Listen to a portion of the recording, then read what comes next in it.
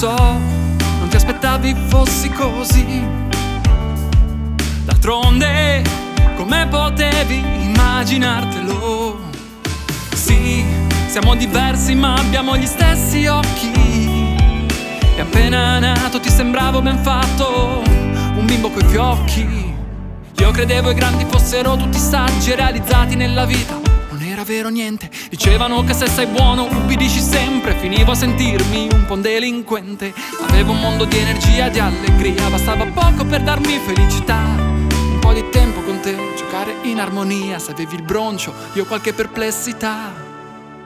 Papà aspetta, se puoi, ancora ha senso credere in noi.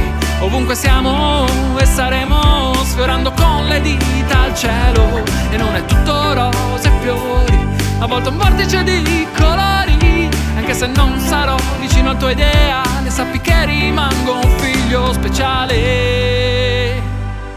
Certe cose rimangono nel cassetto del non detto, altre non serve manco dirle, se basta un piccolo gesto per capirle. Eppure saperti orgoglioso di me mi avrebbe dato coraggio.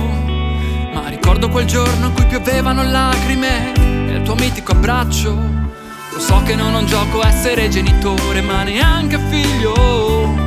Forse un giorno lo scoprirò e stanne certo ti chiederò qualche consiglio.